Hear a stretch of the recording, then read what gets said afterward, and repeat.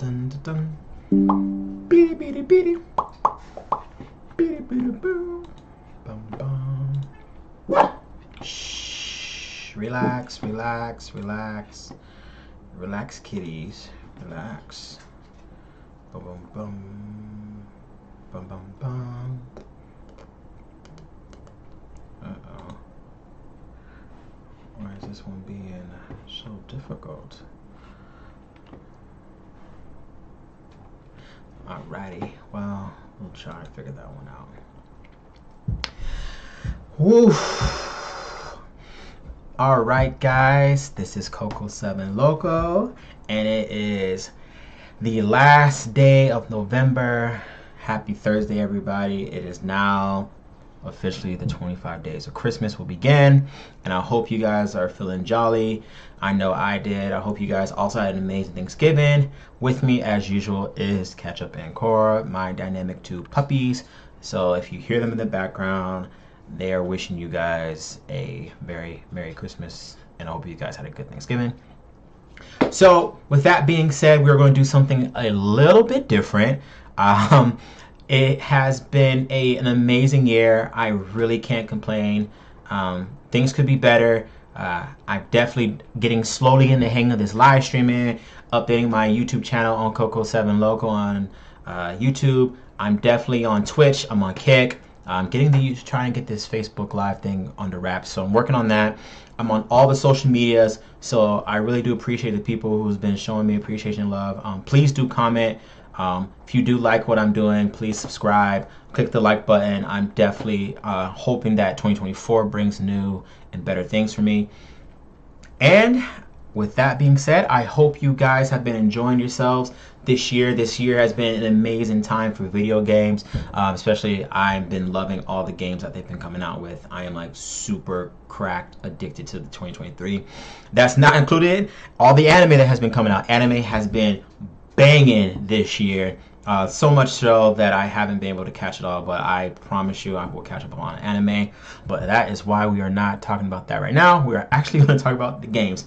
So it's the game of the year has started. They have some nominees, and so I wanted to do something a little similar to that, something I've been a little nervous to do, but I want to try it. So I want to do Coco7 Loco's games that I have played in 2023, and then I will give you guys the review of what those games are and possibly a little bit of gameplay and what I think about it.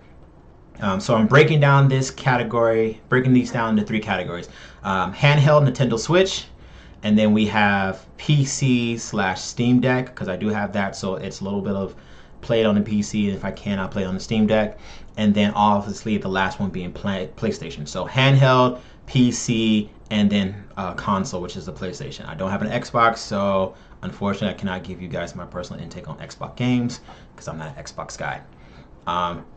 So with these next three live streams I'm going to do this Thursday, next Thursday, and the following Thursday, I'm mainly going to be discussing each of the games that I played. So today is the Nintendo Switch, so I'll open up the Switch. You guys kind of get to see what games I'm playing for this year of 2023, not 2022, but of 2023, what I'm playing currently, what I did play.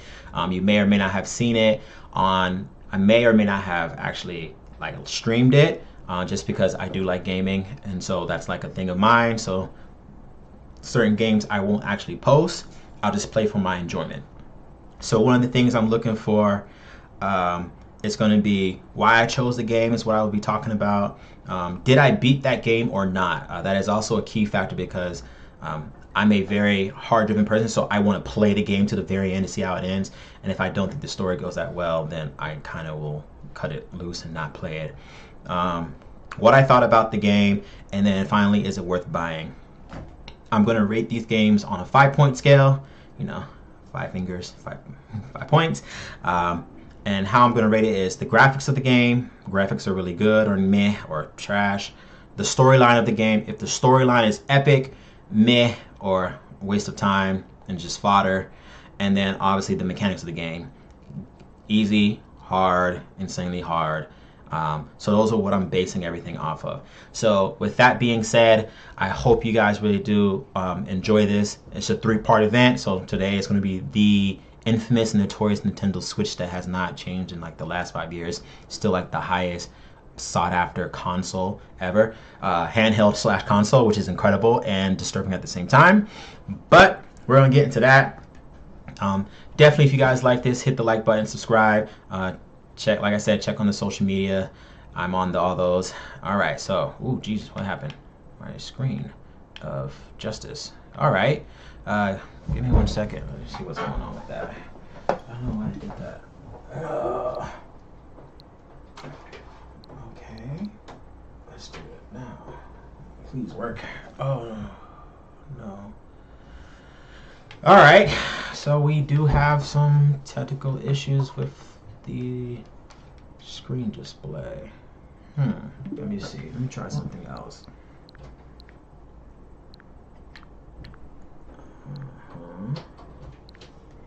All right, let's see.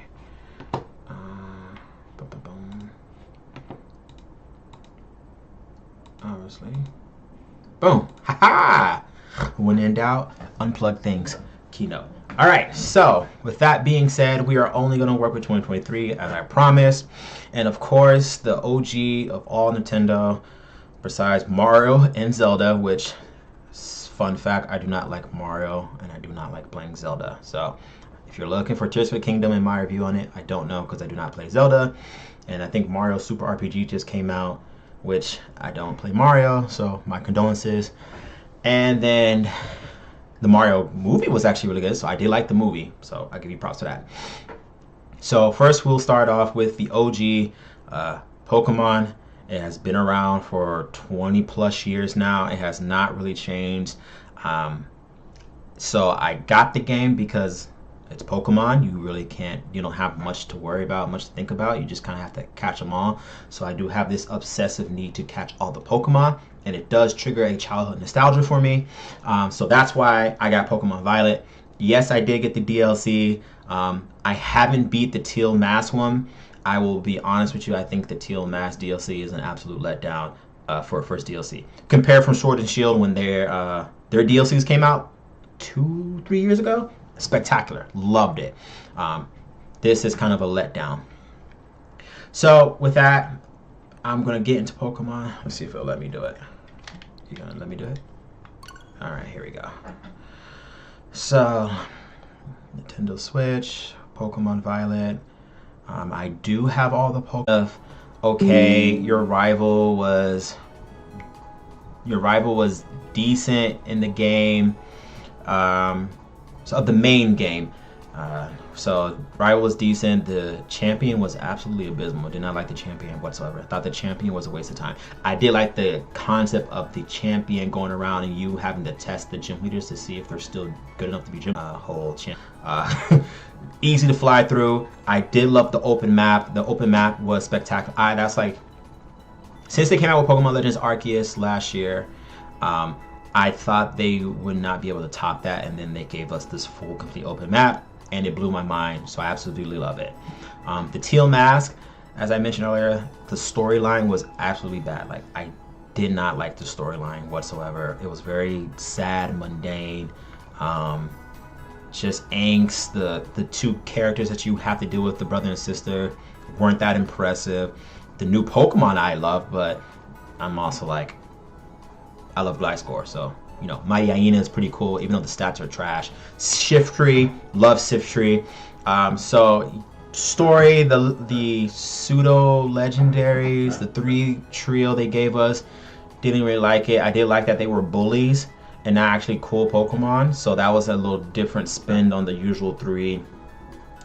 But they didn't represent anything, which is interesting. So I don't think I remember a time when there was Pokemon that didn't represent some aspect of why the trilogy, the 3, always the 3. So this was the first time for me on that one. I can't remember. Someone please let me know in the comments what you guys think about that. And then Ogerpon, cute mythical Pokemon, not a legendary, so cute mythical Pokemon. And I did like the whole mask and the little story behind it, so that was interesting. So, you know, there was that. But as you guys can see, other than that, the Kitami map was small, very beautiful though. I like the cave system and the mountaintop, which was really cool. But other than that, it's just Pokemon is Pokemon to me, and you can't go wrong with Pokemon.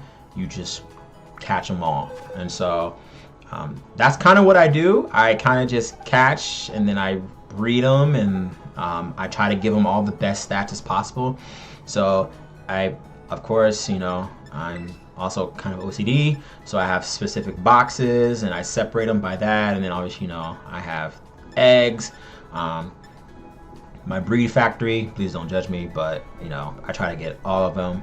Shinies, I do have some pretty cool shinies. So yeah, and then let's see what else. Dusknoir is my favorite ghost type so far. Politoed I haven't really done, but I'm gonna work on these guys.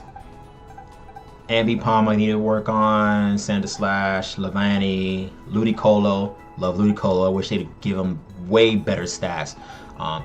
Macargo's Macargo, so you know.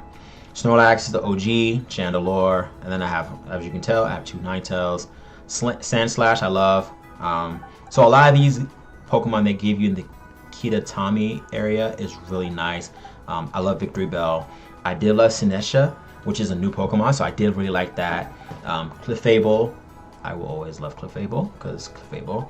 And then of course they give you some of the Sinnoh Pokemon from Arceus. So Basket Legion, you got the Arcanine. Who else did they give you from the Arceus region? I can't remember. So this is it. So I will say overall, the next DLC comes out on the 14th, so we'll probably get a better understanding of what this whole storyline with Violet and Scarlet is. I'm going to give this game a 3 out of 5 because one, the graphics are, I'm going to be honest, they are not the greatest. A huge letdown from when Arceus came out last year, so it's a huge downgrade, but they gave me an entirely open map, so that's pretty cool. I can also see my Pokemon, so I do like that feature, and my Pokemon can kind of follow me, which is actually pretty cool because I really like my Pokemon following me. With that being said, the storyline is always a storyline. You are a kid, either you're in school or there's some situation like that, and you're a kid, so the storyline is pretty much the same throughout the main Pokemon series. So, you know, if you're used to Pokemon, it's not really that bad. This one was interesting because you were in Academy, so that was a different aspect of it. So that was kind of interesting. And then other than that, the mechanics of Pokemon is Pokemon. Like you really cannot mess up Pokemon. It's perfect for people like me, where all I want to do is not think too much, just go ahead and go on autopilot. So as you can tell, kind of just go on autopilot. So that's it. So I give Pokemon 3 out of 5. I give the DLC, the Teal Mask, a 2 out of 5. I will say that is probably the worst DLC. Yeah, let me see. Let me change the map. Yeah, the Land of Kitami. Let's see. Yeah, so I will say for the first DLC, yeah, horrible. I would not. It's not even worth it. Now they have been mentioned that the second DLC is going to be harder, a lot more Pokemon, which is all the starter Pokemon, which I'm a little debatable on why you're giving me all these starter Pokemon. It's not really cool, but okay, cool. And yeah, that's really it. So I'll see what the second DLC is. It comes out December 14th, so that'll be interesting. Oh yeah, Ogremon, see? That's a cutie mythical Pokemon. I think it's mythical. They haven't really explained more about what makes it so special, and besides that it comes from another region, so yay or nay. But yeah, so that's it for Pokemon. I give it a 3 out of 5, just for the sheer fact that it's Pokemon. Like you really can't go, it's not gonna like blow your mind. So you know, Pokemon. So with that being said, yeah, I'll close this out. So that's Pokemon. That's my first one. 3 out of 5. Pokemon Violet. Scarlet's the same way. Violet, I will say the one cool thing is if the Paradox Pokemon time traveling feature is pretty cool. So if you like futuristic type of things, Violet is your go-to. If you like prehistoric kind of things, Scarlet's your go-to. So I like futuristic technology, hence why I got Pokemon Violet. And plus, Miraidon looks such like a god. So that's why I got him. Of course, Pokemon Home launched, so Pokemon Home's been around forever, so it kind of goes 2 and 2. So with that being said, the next game that I played is Dragon Quest Treasures. And this game was a hidden gem. I didn't think anything of it. I believe it came out last year. And I was like, I didn't have anything to play, and Pokemon's pretty routine and mundane after a while. Like it's systematic, so I needed something a little bit more exciting. I was still working on my PC, so that was still new, and then I had a PS4 at the time. I didn't get a PS5 until this year for my birthday. So that was pretty cool. So then I played Dragon Quest Treasures. I'm a huge Square Enix fan. If you guys haven't noticed, like check out my social medias, Coco7 Loco, and it's like Final Fantasy 16 galore. Like that's all I play. I love it. So this was the first time that I tried something completely different. So as you can see, I loved the game. It was completely new, a whole different side of how you would usually play Dragon Quest series. Where in this you're playing twins, and you got transported to the monster world, and your whole job is to just find treasure. So you build this gang, your pirate gang, your pirate team. You do a little bit of monster hunting, which is cool. So you collect monsters, and then you go out and you just find treasure. So as you can see, I'm pretty up there in the rank structure. I can probably go a little bit higher. Other than that, you know, you get to do these pretty cool. You get to find certain treasures, change your name, dispatch your other monsters that you find that want to join your team, so they can find more treasure. So it's absolutely like a well-fun game.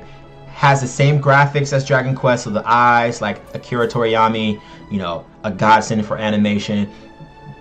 Does everything that you wanted to do graphics-wise. The story is actually pretty cute. I will say it's just, hey, you know, you two are twins. You're in this world to find treasure. Monsters help you, and then there's a deeper story to find like the ultimate treasure. So obviously I beat the game because I found the ultimate treasure. You fight this ultimate boss. It's really, really good. And like each of these monsters have different stats and abilities that can help you find treasure. And so that's the pretty cool part. There's a lot of quests you can do. Side quests, there's a lot of side quests, there's a lot of adventure quests. So the adventure quests changes like daily, side quests are daily also, and then treasure maps, you can find those to find different treasures. So it's actually all pretty fun. So I didn't speed through the game, but I did do a lot, so I kind of expedited through and I beat the game. So it was, you know, it's well worth it. I loved every ounce of it. You can lose your treasure, like monsters can beat you up and you can lose your treasure, and you can have other gangs come to your secret location and try to steal your treasure. So that's a pretty cool mechanic of it. The storyline was very impressive. What else? The graphics are good because it's Dragon Quest, it's Square Enix. So like I was very, this caught me off guard, and not in a bad way. So you can talk to her. Let me see if you let me do it. Yep. So like you can see new recruits that want to join your team. So you have like this, and then obviously if you want to join your team, you have to. The fee is like items that you find throughout the world. So like, and then each monster is ranked on like bronze, silver, gold, and then like rainbow. And rainbow is like the highest stat of that monster. Like they're like the best of that species. So obviously it costs more and more to get it. But once you do it, you say, yep, I got it. I want you to join my team. They join your team, and then you go from there. So that's actually really, really cool. And then not obviously, but you can also recruit also. So when you're going out there, you have these slingshot items you use to help fight with your monsters. You have special moves, and you use these items to kind of either get these guys to join your team, or you know, you help fight off your monsters. So like, that's my little treasure trove, which I could probably just add one more right now. Oh snap, I can. Oh well, look at that, guys. Whoa. Oh, you guys are gonna make me play this game some more. All right, so what do we want? Sacred armor to value. Ooh, it's at 60 mil. Heck yeah, display that bad boy. And I don't display 7 treasures because they're too nice. Ooh, what's this say? The Lyre of Ire. Mint condition. Nice. So these are the treasures you get to display, and then your monsters can kind of like clean them themselves, and then it gets more valuable. So the treasure that is displayed can get more valuable. And I will say, if you are trying to find like a good game to play that is cute, you can hunt monsters and you find treasure and it's not too difficult in the mechanics, I say definitely get Dragon Quest treasures. This game was a sleeper. I did not take it serious, and it was on sale I think for like 40 bucks, and I was like, you know, I'll try it. It was a drought. I didn't really have much going on. I was like, yeah, I'll try the game out. Like, let's go for it. And so yeah, I definitely say get it. It's a well worth game. And if for some of those people who are like, I want to beat it all and do everything, like, yeah, you can probably put 50, 60 hours in it easily. So these are all the locations you go to. Lucky Ducky Island's what I named my island, so don't make fun of it. But that's Lucky Ducky Island. That's what I named it because I felt like I was a lucky duck. And then every day, or not every day, but every time you do a mission and you leave one of these main islands, the percentage change, and the percentage is pretty much saying, this is what we think you're going to find here. So we 50% chance you're going to find hero statues here, 50% chance you're going to find an amazing weapon here. So it changes every time you leave and come back. And so you would then go to your gang, your team, and you would change your monsters to meet that island or land that you go to collect more stuff, and it gets a better chance of collecting rare and rare items. So definitely a fun game. Like I said, I played a lot of it, and then I got to the final area, and I was like, all right, let me see how this ends. And then that was fun. So, and then at the end of that, spoiler alert, this game corresponds with Dragon Quest 11. So, Eric and Mia are the twins that you met already if you played Dragon Quest 11, the Elusive Age of Heroes. That's them. So that's Mia, who turns to gold, the gold monster, and then Eric, the thief. So it's actually really cool how they merged these two together. Definitely 100% beautiful game. I love it. No, I can't say anything. So with that being said, I don't know if I said it, but I will give this game a 5 out of 5. I will say yes, a 5 out of 5 for being completely unique. Threw me completely off guard.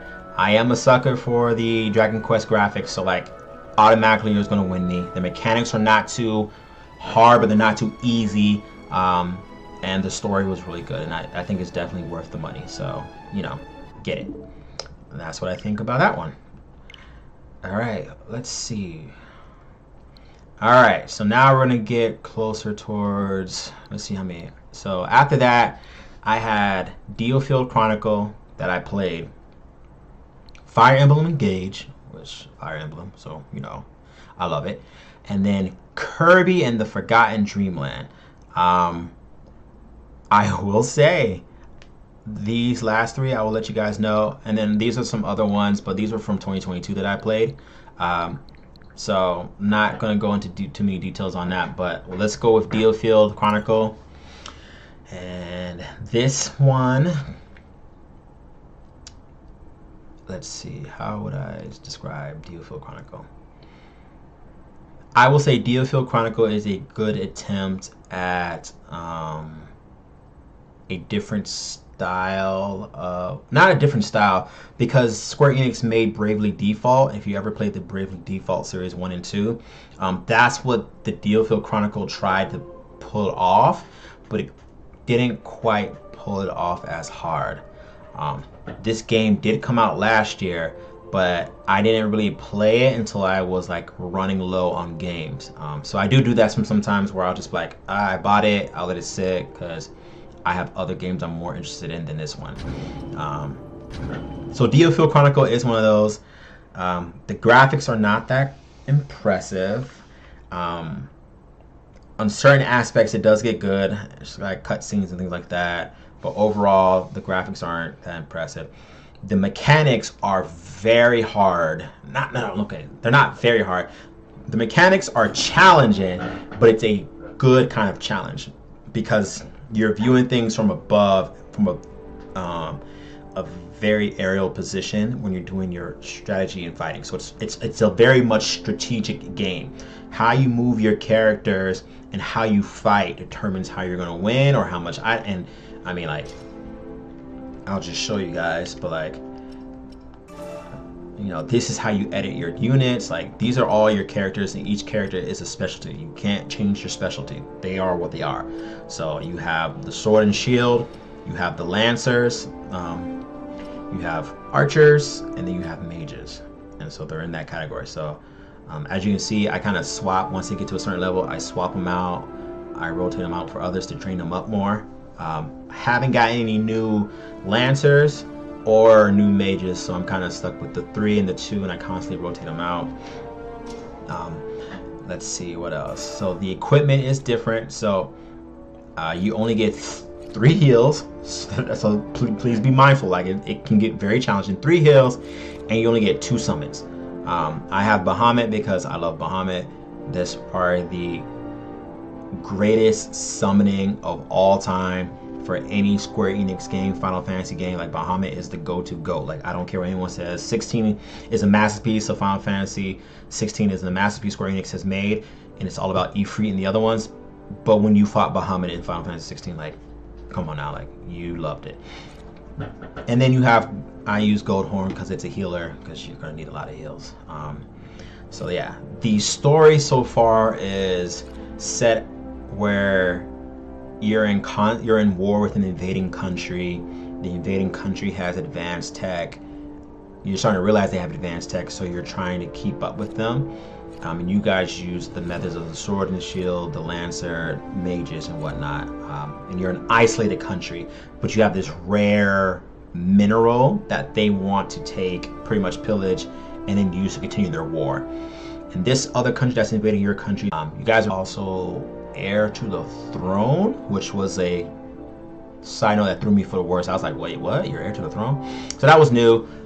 It does bring in some interesting ideas of like the monarchy and then democracy. So Ascarion talks about democracy in one of the missions, and so does Tremina. So they're in this whole idea of democracy. People have the right to vote, and people should be able to vote their next person in charge. It should be like a system and all that. So they're in the ideas of democracy. And so each character that you're seeing has a very interesting backstory behind it. But I feel like it's not strong enough to keep me going. So I will be honest, I did not beat the game. It bothers me that I didn't beat the game, especially because I invested so much hours into it. But as you can see, there's there's quests, there's main quests, there's side quests.